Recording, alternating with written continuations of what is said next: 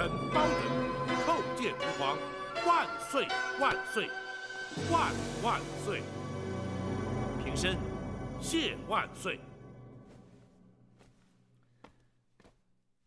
朕特意屏退左右，你我君臣四人当面把话说清楚。包拯，臣在。你明知道朕已下旨，不准你再审成员，你为何不听？难道你真敢抗旨？回皇上，臣审讯处斩陈元之时，并未接获圣旨。包大人，老夫明明当面通知你，圣旨将到，你却置之不理，这不是存心抗旨又是什么？不错，朕要听听你又作何解释。回皇上，庞太师位列三公，既非专司专责，更非传旨太监。包拯岂能将他的一面之词奉若圣旨？倘若人人皆可以宣称代传圣旨，岂不因此而天下大乱？朝廷体制又将何存？皇上，包大人所言极是啊。即便是皇上的口谕，也有专责之人，并非是人人皆可代传呐。就算如此，你也明知道那成员是庞贵妃的亲眷，难道就不能暂缓行刑？皇上，包大人根本不顾及娘娘的情面。不错，太师所言不差，包拯当时的确未顾及娘娘。包拯，皇上，包大人想必不是此意，请皇上息怒。皇上，臣奉旨出京代天巡狩，在登州之时，包拯眼中看见的是贪赃枉法、残害百姓的登州知州成员，却未见任何人的亲眷。倘若皇亲国戚，便可脱罪免责。皇上要包拯何用？大宋朝廷要国法何用？倘若果真如此，包拯立即罢官退隐，远离朝政，也免得妨碍了皇家亲眷。朕并非私心袒护，难道那成员果真犯下不可饶恕的必死之罪？难道就不能改判其他，以观后效吗？回皇上，那成员所犯之罪，并非包拯重判，而是他罪在不赦。只是，若凭包拯一人之言，只恐太师不能心服。不错，包拯的确难脱公报私仇之嫌。对包拯，并无私仇可言。现有皇上钦派登州通判唐真手书奏折，他在登州的所见所闻，尽载其中，请皇上御览自评。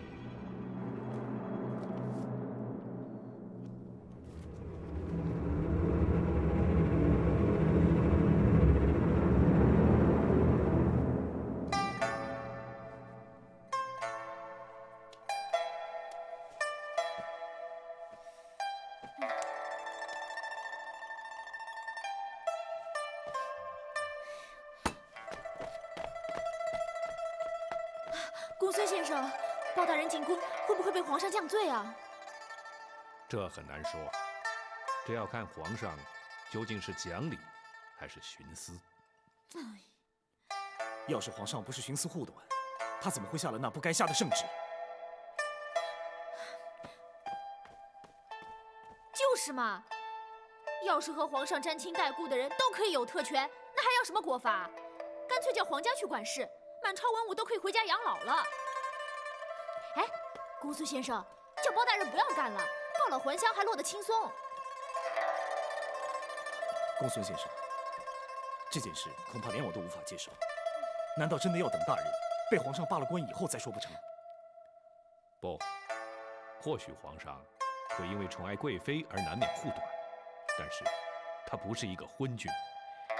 我相信他会讲理，我更相信包大人会安然无恙。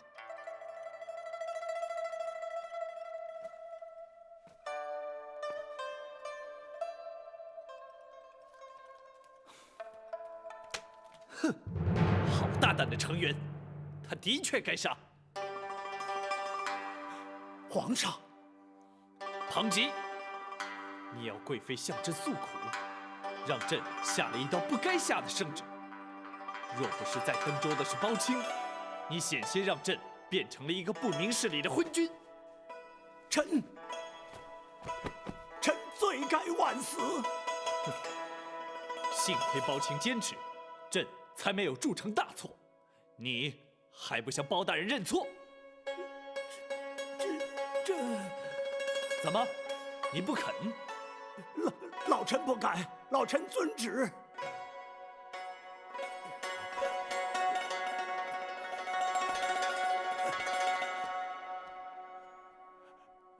包大人，老夫我太师护生心切，在所难免。包拯只是依法行事，还请太师多加体谅。我这啊，二位能够尽释前嫌，的确是可喜可贺呀。等等，在这唐真的奏折当中提及，登州的州情曾多次向京中禀报，却石沉大海，这又是为何？回皇上，这也是包拯急于返京的另一个原因。那奸商李坤长期贿赂朝中10几名大臣，就是他们将登州的情形隐瞒不报的。竟有此事，可知是什么人？从钱庄搜出的密账之中，详列着那些官员的名姓。包拯正想请旨将他们拘捕到案。这些贪官，朕怎么能容得下他们继续在朝中为恶？包拯听旨。臣包拯接旨。朕命你为专责清查涉案官员，朝中各部由你调派，速审速办，依法惩治。臣遵旨。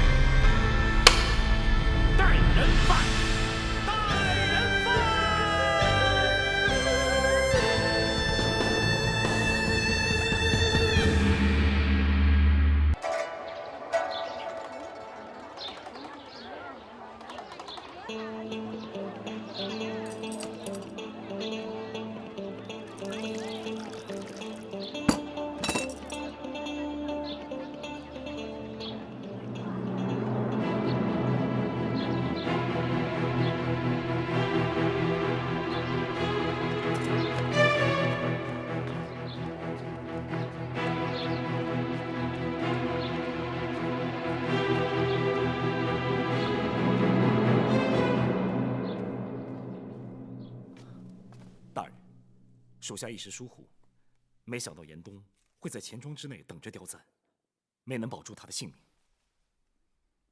不能够怪展护卫，是李坤早已对刁赞动了杀机。大人，请看。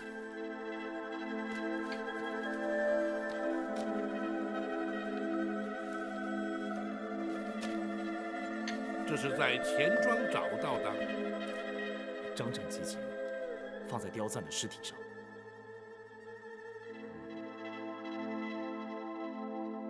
难道他是有心让我们知道的？严冬杀了刁赞，又留下了李坤的证据，这究竟是怎么回事啊？这的确令人不解。他既然一直帮着李坤，又怎会将如此重要的证物留给我们？希望大人把李坤抓起来。用意应该在此，只是不明白他为何要这么做。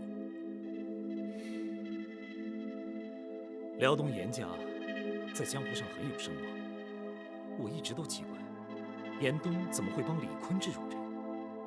我曾经问过他，他说事情并非我想象中那样，也许真有难言之隐。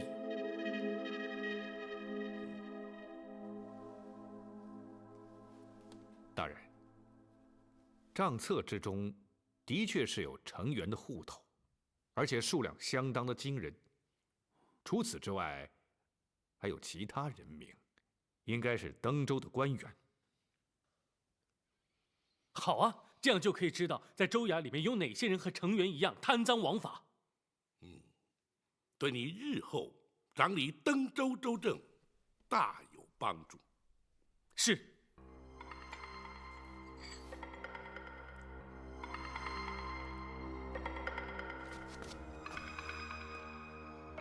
至于这副钱范，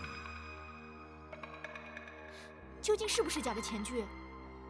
正是，而且制作的非常精良，即使是朝廷的钱监所制，也不过如此。幸亏及时破获，否则一旦流入市井，势必真伪难辨，甚至全国的币制都会因此而大乱。大人说的是。根据刁赞的供词，在钱庄搜出的假钱是第一批，所以还没有完全流出去。恩师，现在可以治李坤的罪了吗？那段无刁赞虽已被害身亡，却留下了账册、钱范以及刁赞签字画押的证词。如今是抓李坤的时候了。刁赞死了。好，这么一来，包拯就是有天大的本事，也奈何不了我了。也不见得。为什么？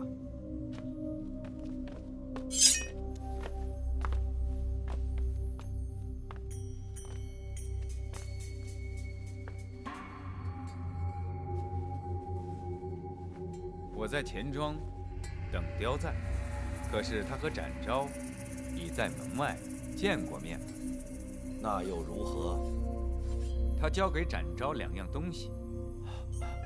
什么东西？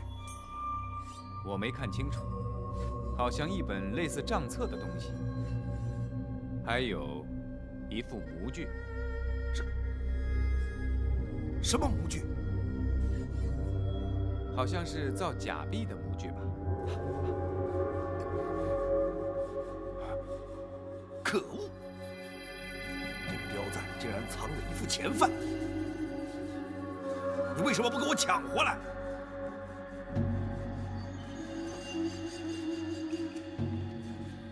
我只负责杀刁赞，不管其他的。你，我们的约定很清楚。我负责保护你3年，或者替你杀完10个人，我们的合约就立即结束。现在只剩下最后一个人了。好，那你就把展昭给我杀了。好啊，我就负责把展昭杀了，这样我就履行完了我们的约定。我立刻就走。那包拯怎么办？那是你的事。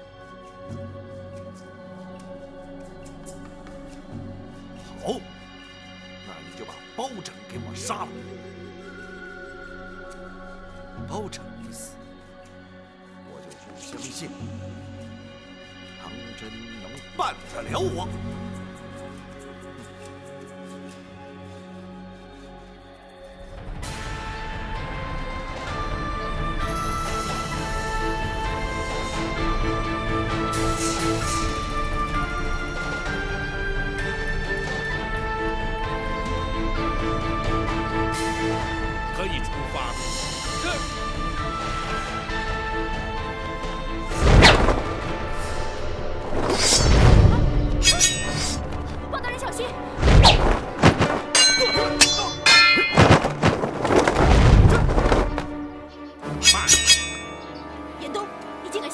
人。严冬，我和展云随便一个人都可以挡得住你，我们联手，你更加是毫无机会。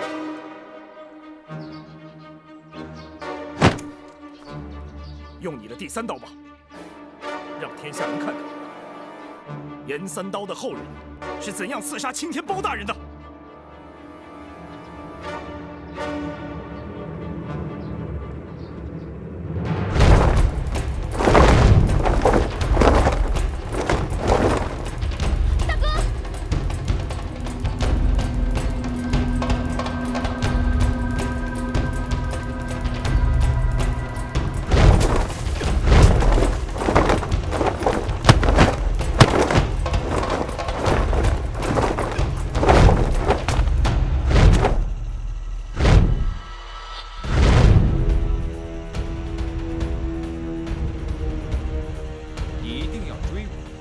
当然，想要摆脱我，一定要使出你的看家本领。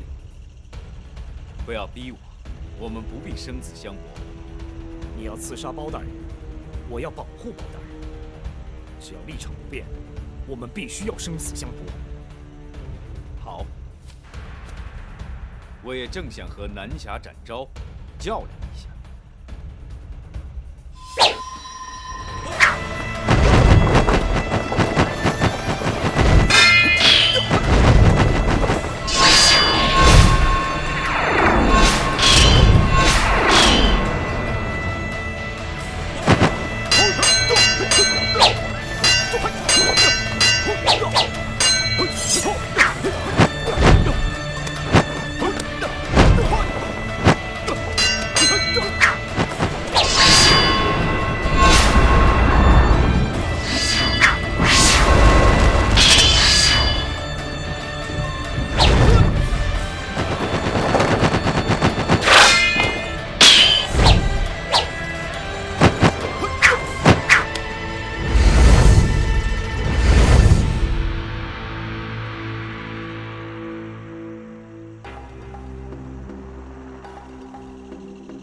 原来这个才是你的第3刀。不错，难怪从来没有人见过这第3刀。你的长剑刺出，我的左手就废了。你的短刀也可以让我当场毙命。如果你刺伤我，我这把刀未必能要你的命。你为什么停下不刺？辽东严家威震江湖，你造福地方，著称于世，我舍不得你这把刀。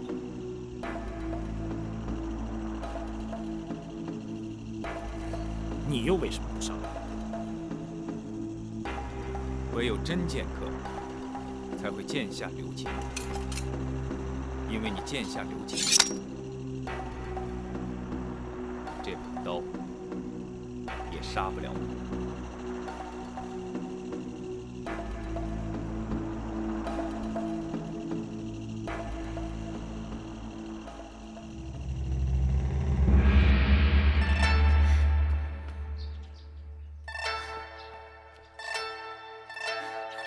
大哥怎么还不回来啊？不能再等，立刻出发。是。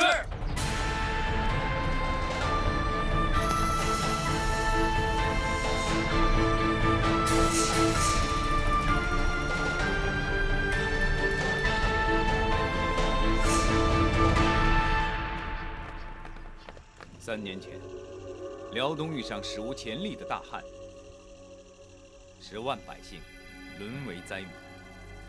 我爹用尽辽东严家的所有家产赈灾，也于事无补。这时候，李坤出现了。是他主动去找你爹的。不错，他答应拿出30万贯赈灾，却开出了一个十分苛刻的条件。什么条件？辽东严家负责保护他的生命安全3年，或者替他杀掉他指明的10个人。什么？3年期满，或者替他杀掉10个人，都可以让我们的约定马上结束。他分明是在设计你们严家，你爹为何要答应他？为了10万百姓，我爹明知是助纣为虐，也只好忍痛答应。就这样，我跟了李坤。那是3年前的事。那如今呢？还有3个月和最后1个人。他指明要杀包大人。不错，辽东严家一诺千金，绝不食言。可李坤的所作所为，也确实让人发指。我知道，所以我才留下了账册和钱饭。包大人想的没错，他也认为必有原因。这是在不违反我和李坤的约定之下，唯一能做的。可现在你杀不了包大人，那你如何跟他交代？那是我的事，我说过，绝不会让严家丢人。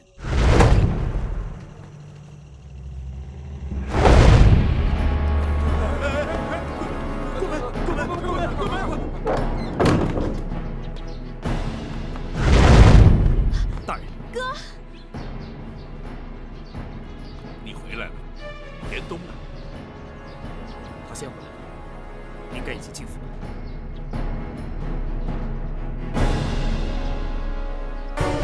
你没杀掉包拯？展昭和展云联手，我杀不了他。这就是你们辽东严家对我的承诺啊！辽东严家从不食言，打不过就是打不过，杀不了他，并不代表我们没有兑现约定。哦，你怎么兑现？我可以带你离开登州，这样的话，并不违反约定。如果你不肯离开登州，我只有和他们拼。不过，我可以确定，我会死在他们手上。一旦我死了，我们之间的约定也就结束了。不过，他们再要抓你，就没有人能救你。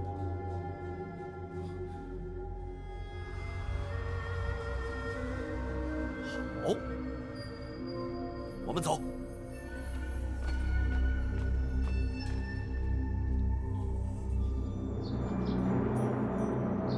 张兆虎在。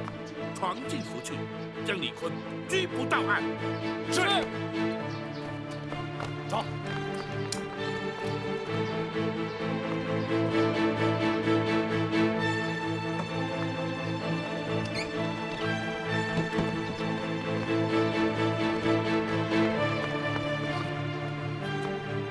展云，我们上。怎么？本府与你们一同前去。大人，但严冬犯下多起杀人之罪，他也在拘捕之列。是。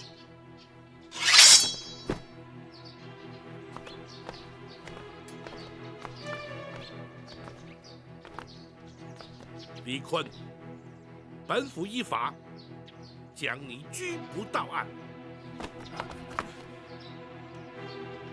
你就是严冬。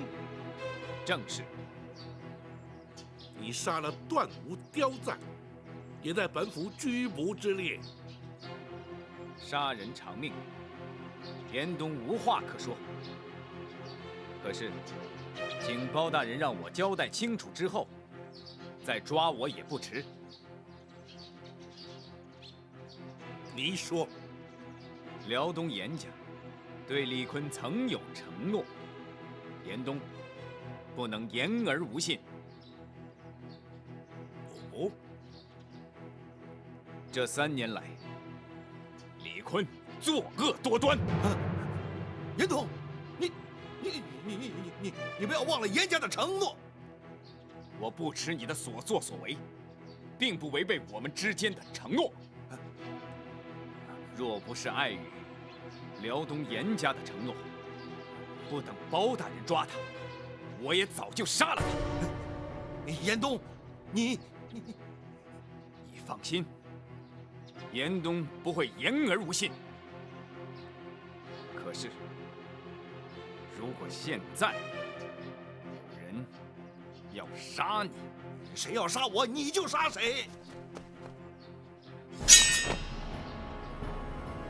我还欠一条人命。现在，我就按照你的要求履行。杀完之后，你我之间的约定立刻结束。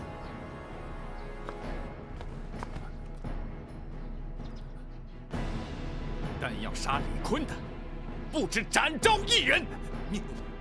你说什么？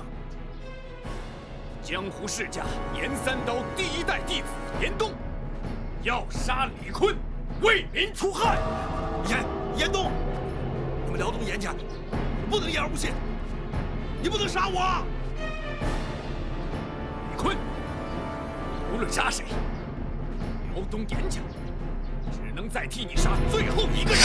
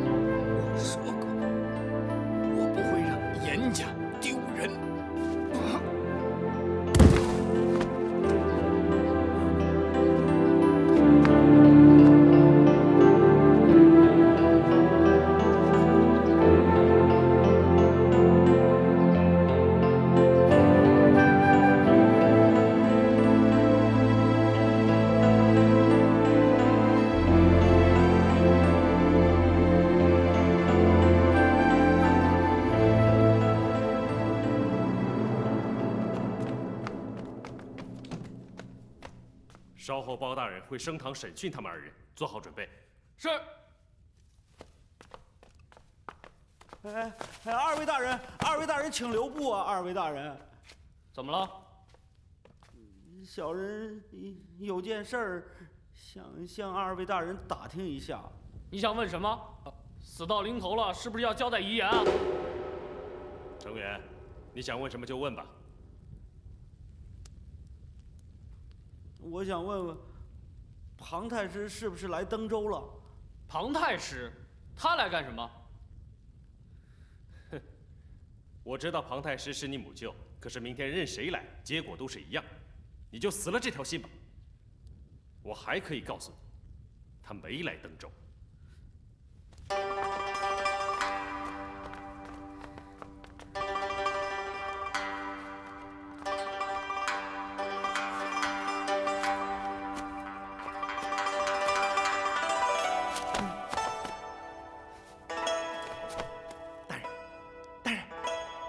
庞太师怎么会赶到登州来？我之前派人送了封信函给他，就是怕包大人拿我开刀。可是我现在担心他没收到。不，也许他马上就会赶到。但愿如此吧。想要活命，只能靠他了。哎，大人，如果庞太师赶来了，你一定要救救属下呀！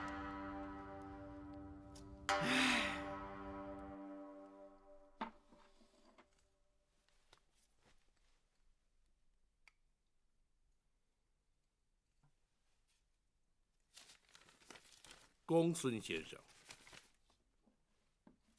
全案的证物、供词可曾齐备？大人，学生已经准备妥当。不过，在升堂之前，学生尚有一事，要向大人禀报。你说，四海钱庄的账册当中，除了有登州官员的户头之外，还有其他人。都是些什么人？都是朝廷的高官，至少有10几个。竟有此事？是的，大人。当时碍于唐大人在场，学生不便提及。你处理的没有错。此事若是泄露出去，的确耸人听闻。难怪登州的情形，京师一概不知。原来是有这些收受贿赂的官员从中阻拦。大人打算如何处置呢？待此件事了，必须立刻回京。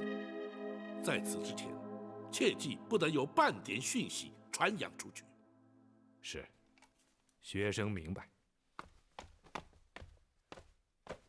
启禀大人，彭太师到。他怎么会？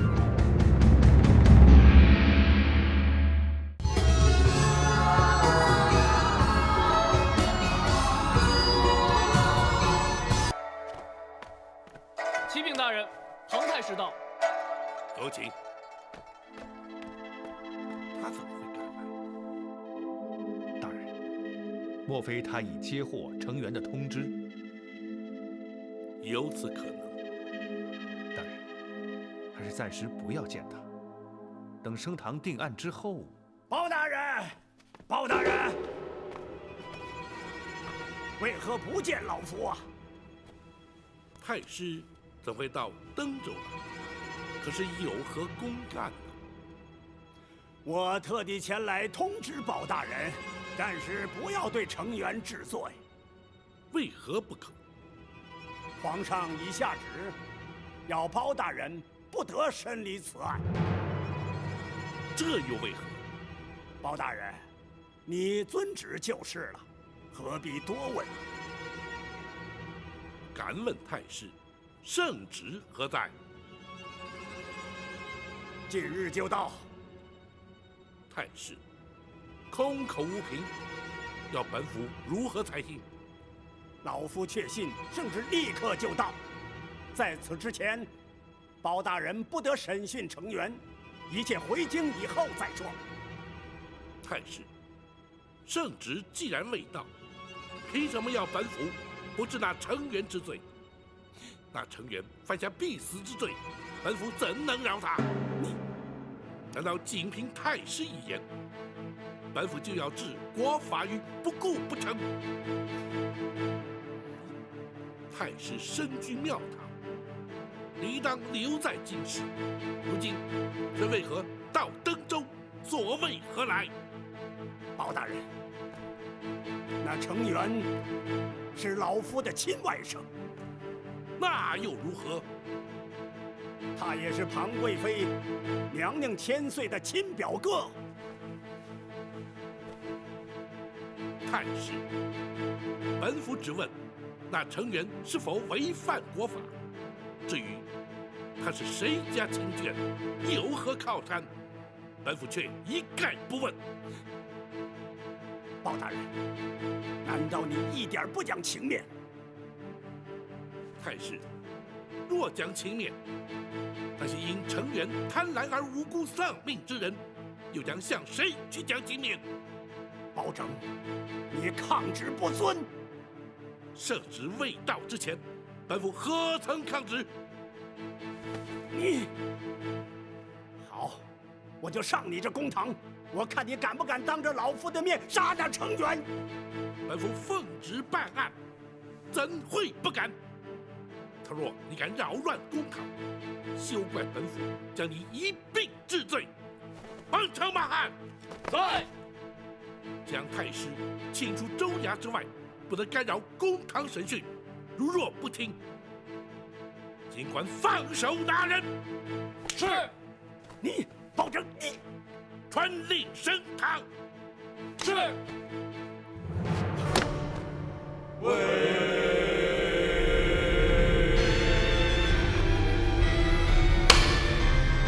带人犯成员朱刚，带人犯成员朱刚上堂。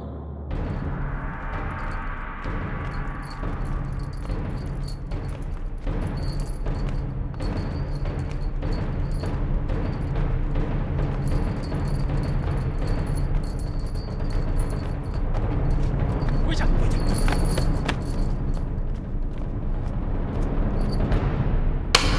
朱刚，在。你身为登州捕头，乃是朝廷所派在地方执法之人，你却知法违法，协助成员贪赃枉法，欺压良民，你可知罪？回包大人，成员是属下的顶头上司，他的命令属下不敢不从啊！即便如此，你明知他的指令有违国法，就该断然拒绝，或者依法检举。你却狐假虎威，狼狈为奸，甘为帮凶，你还敢狡辩不成？属下知错了，请大人从轻发落。姑念你虽为从犯，却未犯下杀人罪行，虽已渎职，却未曾具体收贿，本府便饶你一条性命。谢大人不杀之恩，死罪可免，活罪难逃。本府依大宋律例，判你监禁10年，并服劳役。你要深自反省，好自为之。是。来人呐！在。将朱刚押出堂去，发监执行。是。走。成员，犯官在。你身为一州之长，地方父母，不思报效朝廷，爱护百姓，反而依仗权势，胡作非为，巧立名目，强征粮税，勾结奸商，营私谋利，将朝廷公器为你个人私用，视登州百姓如同待宰羔羊。你寡廉鲜耻，人神共愤，贪赃枉法，罪在不赦。犯官知罪了，可是包大人，犯官罪不至死啊！住口！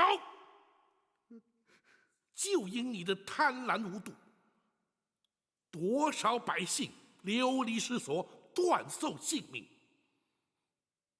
前任通判陆信，退休京官许谦，不知还有多少无辜，皆因你勾结李坤而惨遭杀害。你还说罪不至死？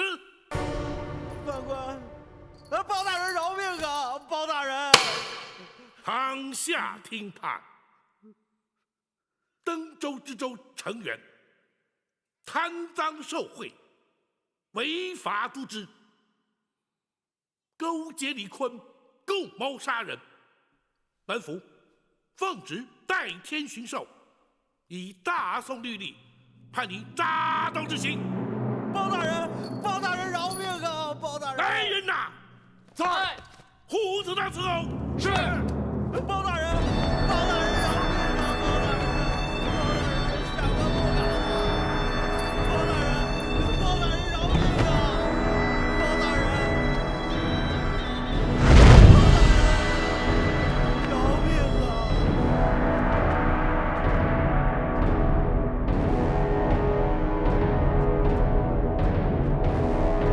开打！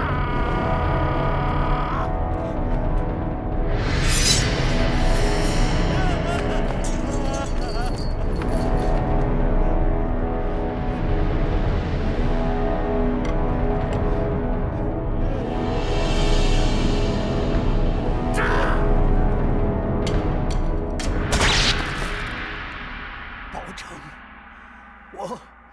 我跟你势不两立。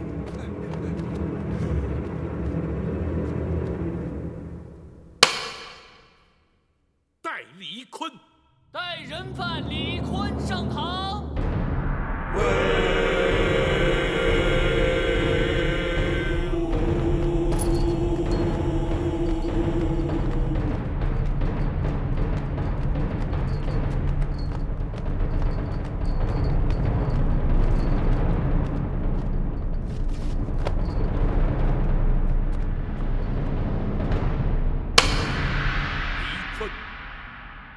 勾结贿赂成员，谋取不法利益，教唆杀害多条人命，私铸假钱，扰乱币制。如今数罪并罚，罪证确凿，你可还有话说？我只是个商人，有道是杀头的买卖有人做。今天既然被包大人所查获，我没什么可说的。你倒是干脆。不过，包大人，四海钱庄有100单8处分庄，遍布全国。如果杀了我，必会导致钱市动荡。不知包大人打算如何收场啊？你不要误认如此一来便可以心存侥幸。朝廷自有整治财经之策，本府自会报请朝廷，以公办交子铺接手四海钱庄，查清存提汇兑之后，逐一交割，必可平静转手过度，全然不会引起百姓不安。我倒忘了，包大人曾担任过三司使之职啊。你知道便好。包大人，你可知道，在朝中有不少的人收了我的贿金？本府自会一一清查，依法追诉。这些人白拿了我的好处，可是根本救不了我，绝不能便宜了他们。包大人，如果让这些个人置身事外，我就是虽死不服。本府也绝不会让他们逍遥法外。堂下听判。李坤，你身为商人，就该将本求利，诚实经营。为谋暴利，你却不惜铤而走险，以身试法。本府若不将您依法治罪，又将如何令天下商贾引以为戒？本府以大宋律例，判你铡刀之刑。借此以度来者，以儆效尤。来人呐！在。狗头他伺候。是。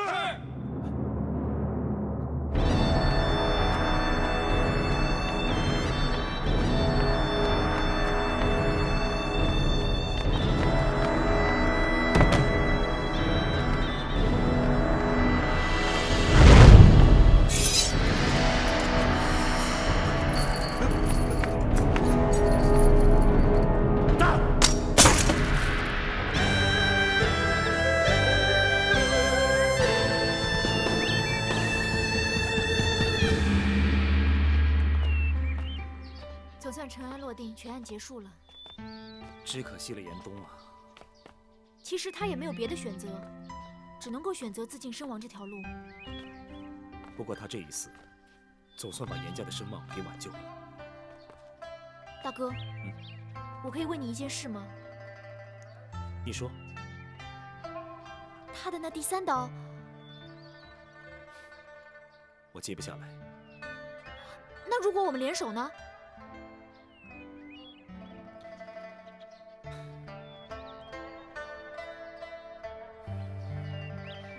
只可惜，我永远没有机会印证了。有些事情，反而永远不知道会比较好。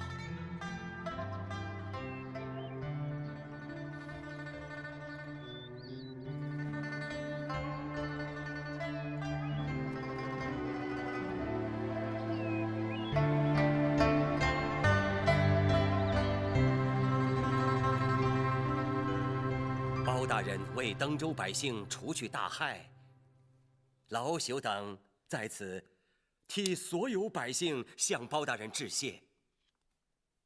本府奉旨代天巡狩，惩治贪官污吏，铲除奸商恶霸，乃是职责所在，又怎敢当诸位大人一个谢字呢？包大人推谦了。成员虽已伏法，但仍有诸多善后及州务待办。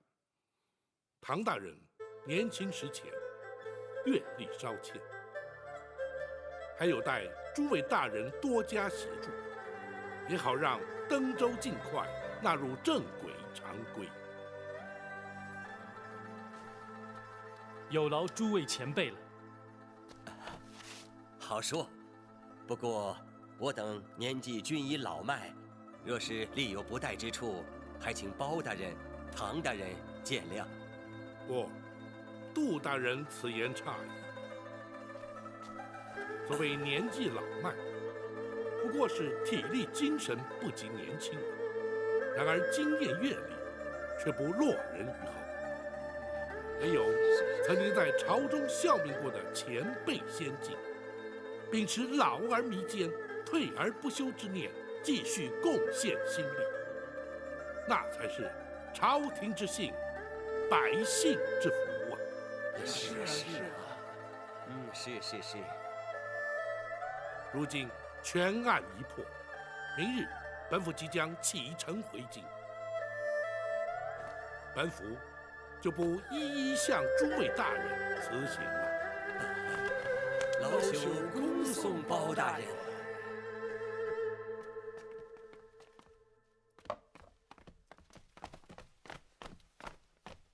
启禀大人，这是由京城金字牌派专差送来的。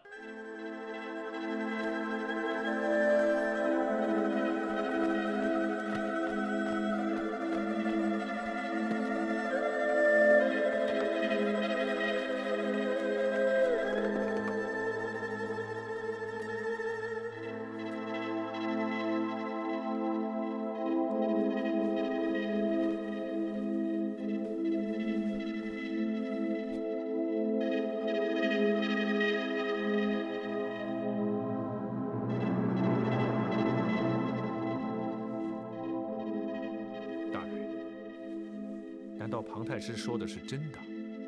圣旨的确不让大人审成员？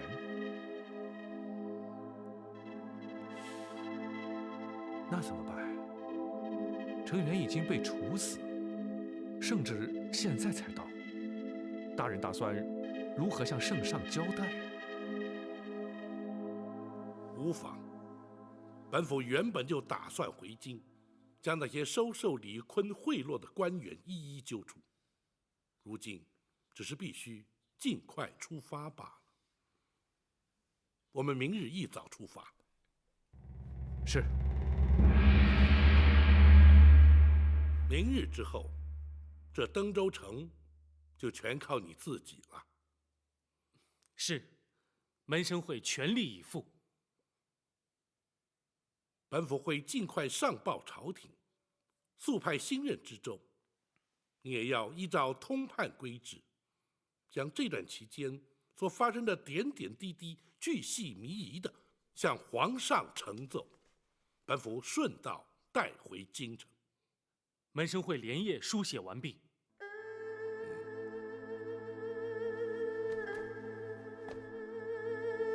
不过才几日功夫，却又经历了如此多的周折变迁。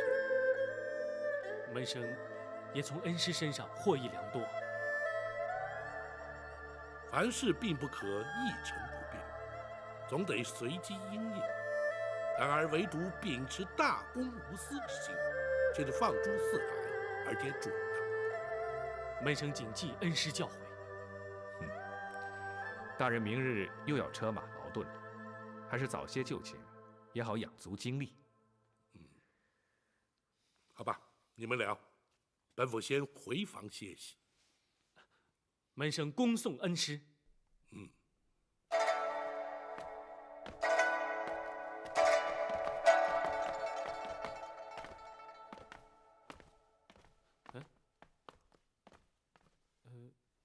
怎么没见到展云？他要我代为传话。唐大人跟包大人谈完话之后，往院中一见。是。去吧，他想跟你辞行。那么，我就去了。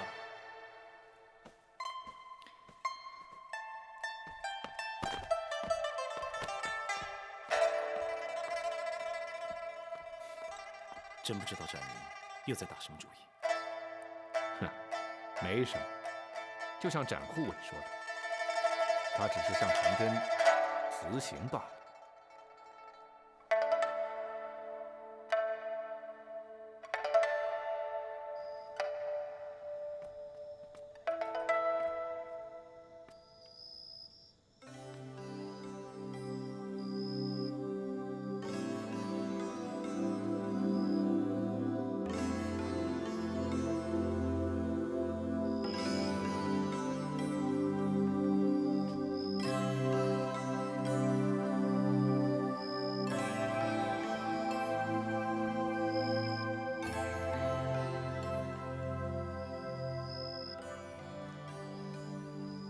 展云，你和包大人说完话了？是。明天我就要走了。我知道。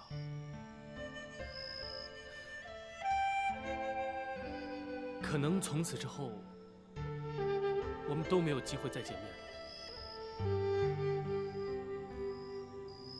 那也不一定啊。如果包大人来参加你的喜宴，说不定我也会来，你说好吗？展云，你不要担心我，我说过会把你当做朋友的。谢谢你。如果你真的来的话，相信我会很高兴。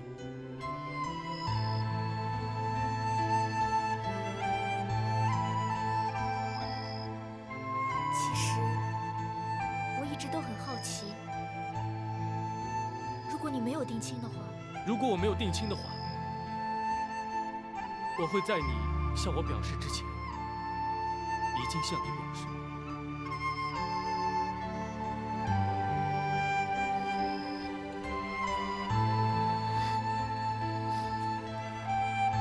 现在该我谢谢你了。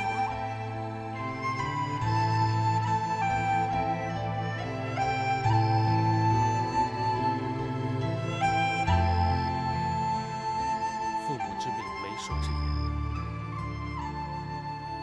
虽然这些古礼是其来自远，却未必合乎人情。可惜我们身在这样的环境，也只能认命了。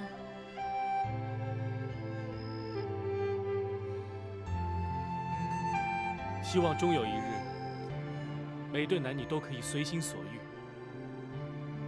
和自己想在一起的人共度一生。那么他们比我们来说就幸运多了，是吗？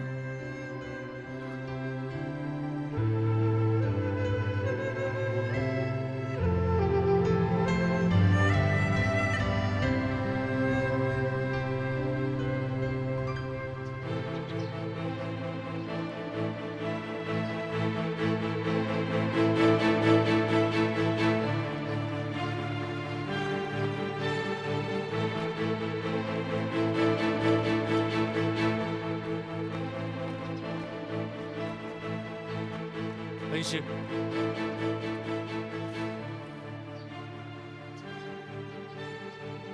门生恭祝恩师返京路上一路顺风。本府希望登州在你代理期间一切平稳，周无蒸蒸日上，要让本府刮目相看才行啊！是，门生必定不负恩师期望。大人，可以启程了。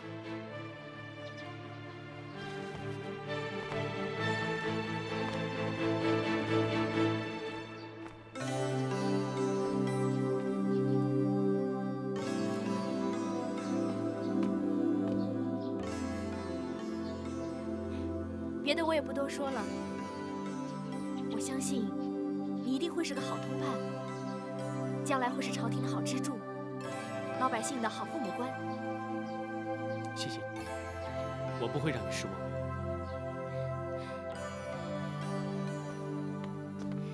老管家，长姑娘，你们家少爷经验不足，你要多帮帮他啊。长姑娘放心，我们家的少爷是不会出问题的。谢谢你，雨竹。长姑娘，玉竹还能再见到你吗？当然会啊，你们家少爷成亲的时候啊，我一定会来，到时候我们不就见面了吗？长姑娘，我们随时欢迎你来呀。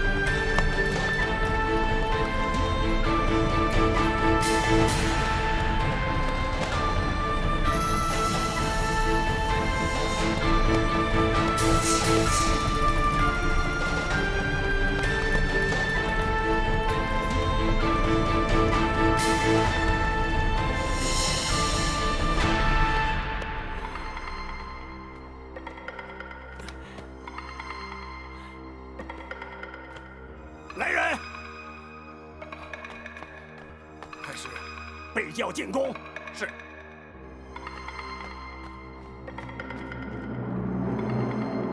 什么？包大人把程远给杀了？是啊，我再三恳求他刀下留人，可他就是不肯。可是皇上已经答应我了，圣旨已经颁了呀。我已经告诉他，皇上已经下旨，不让他审程远，要他等候圣旨。可他反而立即将陈元处死。他既然存心抗旨，我也无力阻拦呐。他也太跋扈了。难道他不知道程元是我的表哥？他当然知道。可是如何？哎，女儿啊，你不知道也罢呀。爹，有什么不能说的？我就是想要知道包拯他是什么意思。好吧，看来呀，爹不说不行了。包拯根本认为我们庞家的人是全仗着皇上的恩宠而胡作非为。什么？女儿啊，算了吧。包拯深受皇上重用，不但代天巡狩，而且还有先斩后奏之权。我们庞家的人是斗不过他的。女儿啊，忍一忍吧。哼，我凭什么要忍？庞家凭什么要任他欺负？爹，我现在就去面见皇上，请皇上替我们做主。不，千万不能这样做。你现在禀报了皇上，势必得罪了包拯，后果不堪设想啊。哼，我就不信皇上会向着他。哎，女儿，哎，女儿，女儿，女儿。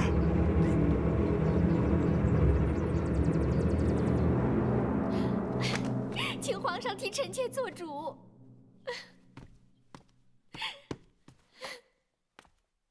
爱妃，快起来！究竟发生什么事？皇上，包大人还是将程元给斩了。什么？难道他没有接到朕的旨意？回皇上，老臣是以紧急军情的金字牌送往登州，包大人应该接到圣旨才对呀。包大人听说皇上要下旨救程元，特意赶在圣旨到达之前，就匆匆忙忙请出铡刀，将程元斩首。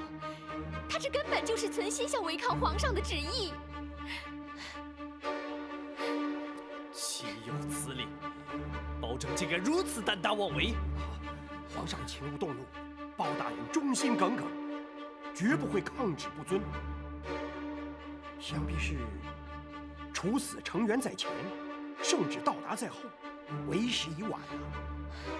皇上，臣妾知府庞太师专程赶往登州，将皇上下旨之事告知包大人，谁知他非但不听，反而立即下旨将程元处斩。包拯与太师向来不和，这分明是在公报私仇。皇上，包大人一向公正无私，绝不会以私废公，请皇上明察。皇上，臣妾只不过是向皇上倾诉心中的委屈而已。其实臣妾受了点委屈，又算得了什么？包大人是朝廷重臣，当然要以君臣和睦为重。这件事，臣妾再也不敢提了。不行，再怎么说，朕也不能让他欺负到爱妃的头上。王丞相，臣在。传朕旨意，要包拯立刻回京见朕。臣遵旨。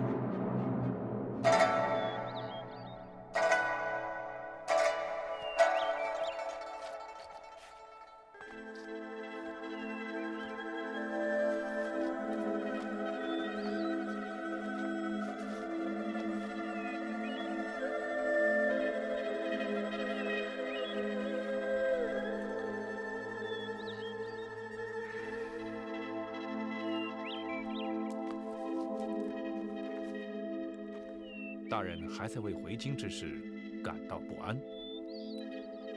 程元之死，势必让庞太师心生不甘。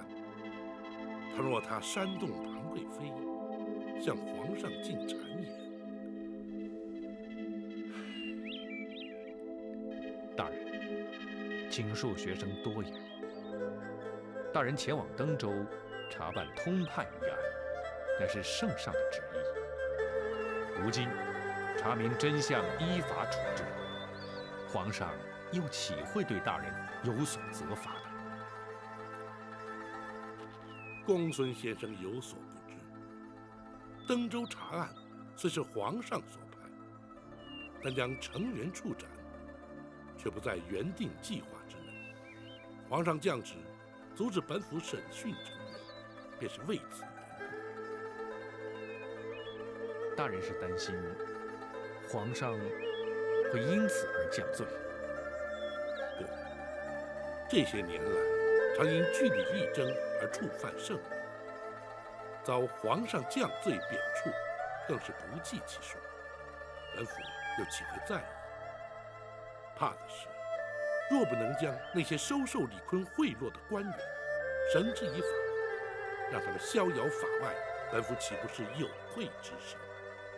大人，到现在，大人还惦记着维护国法、端正朝纲吗？识君之路，忠君之事，本府又岂能不朝思暮想，随时惦记？